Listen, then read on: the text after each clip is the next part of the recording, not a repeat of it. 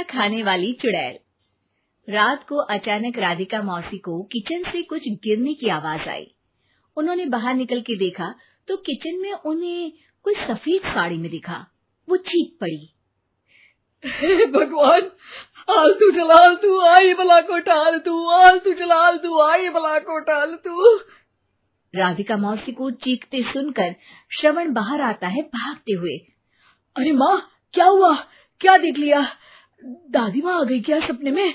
अरे बेटा, रसोड़े में देख तो कौन है?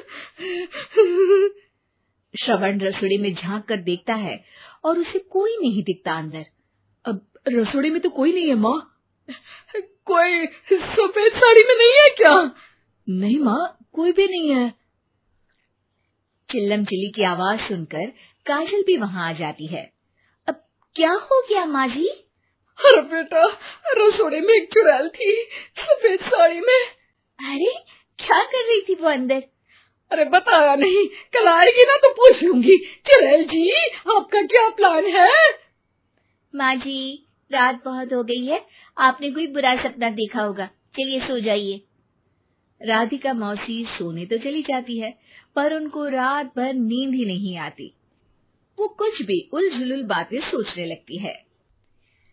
कहीं चुड़ैल की वजह से तो घर में टेंशन नहीं हो रहा, कहीं उसी की वजह से तो वो दादी नहीं बन पा रही। सुबह जब राधिका मौसी रसोड़े में छानबीन करती है तो पाती है कि नींबू का अचार गायब है।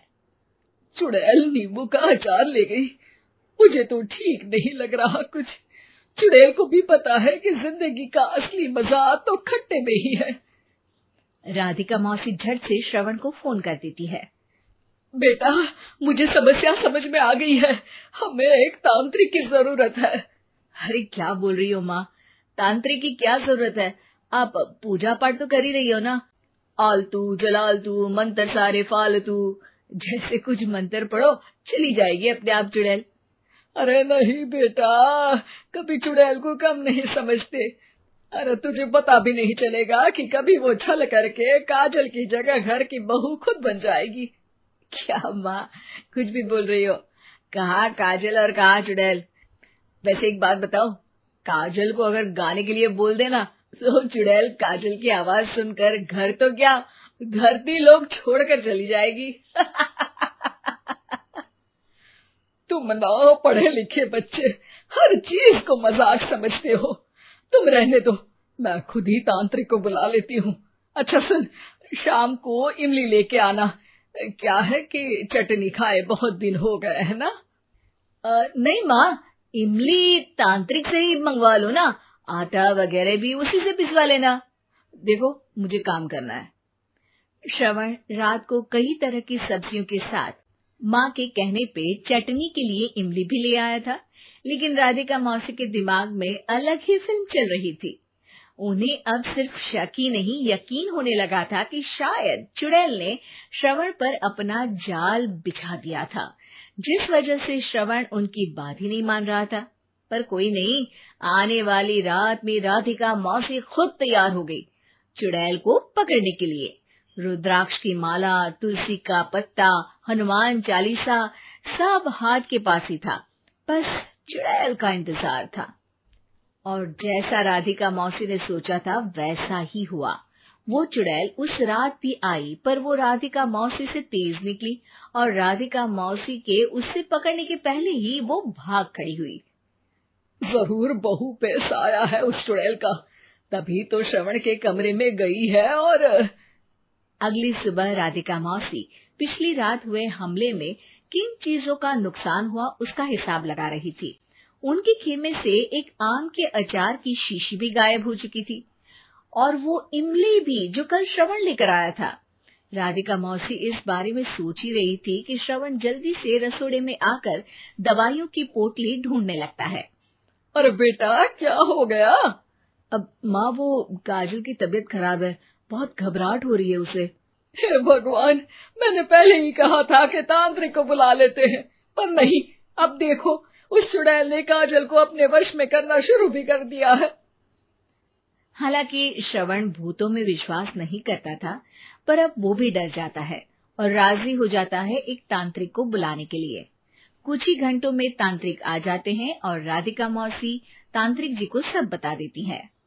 घोर संकट, घनघोर संकट, चुड़ैल को मारू जोर चाकट, ओम भट स्वाहा खटखा के आहा। अरे ये क्या मंत्र है? मेरे खुद के ओरिजिनल मंत्र है, कल रात को ही लिखे हैं, अच्छे लगे तो दाद चाहूंगा। एक और मंत्र सुनो, अर्ज किया है आब्राकडाब्रा, दिल्ली बम्बई आगरा, चंदा मामा सोवरले सुरन मामू जारा। ये मंत्र है? अरे कोई चालीसा वालीसा पढ़ो ना। वक्त कम है, 40 नहीं पड़ेंगे, 20-25 में काम चलाना पड़ेगा। अलग निरंजन जाके लंदन, मुफ्त का मंजान घिस मेरे नंदन। अरे जल्दी करो तांत्रिक जी, जल्दी करो। तांत्रिक अपने उल झलूल मंत्र पढ़ने लगता है। श्रवण को तांत्रिक पे शक होता है। वो अपने एक डॉक्टर दोस्त को कॉल कर देता है ताकि कोई अनहोनी हो तो इमरजेंसी में चीजें मैनेज हो जाए। तांत्रिक धुनी रमाता है, जिसकी वजह से कमरे में काफी धुआं हो जाता है और जिसकी वजह से बहू की घबराहट बढ़ जाती है। अब भागेगी चुड़ैल। हाँ। बहू खांसते हुए धुएं से बचने के लिए बाहर चली जाती है। अरे भाग रही है, भाग रही है।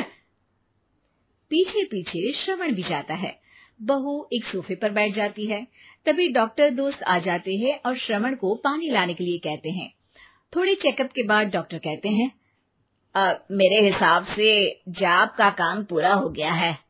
क्या मतलब? अरे कुछ भी नहीं माँ, कोई चुड़ैल नहीं है, खुशखबरी है, अब दादी बनने वाली है। मगर वो सब अचार के डब्बे। श्रवण दोनों अचार के डब्बे अपनी माँ को दिखाता है, जो कि उनके बिस्तर के नीचे छुपे हुए थे। आपने सही बोला था माँ, वो चुड़ैल काजल ही थी जो खट्टा खा रही थी। हमें कल ही पता चला, पर हमने आपको ये तांत्रिक वाला काम करने दिया ताकि आपको भरोसा हो जाए कि भूत वगैरह कुछ होता ही नहीं। अच्छा अच्छा, ये तो बड़ी खुशी की बात है, पर बेटा मुझे एक झाड़ू तो ला दे। क्यों माँ? ये तांत्रिक का भूत उतारती हूँ मैं। अब तांत्रिक राधा मौसी के डर से घर से भाग निकलता है और राधा मौसी उसके पीछे भागती है। अरे संकट ये घनघोर है, तांत्रिक मुआ चोर है।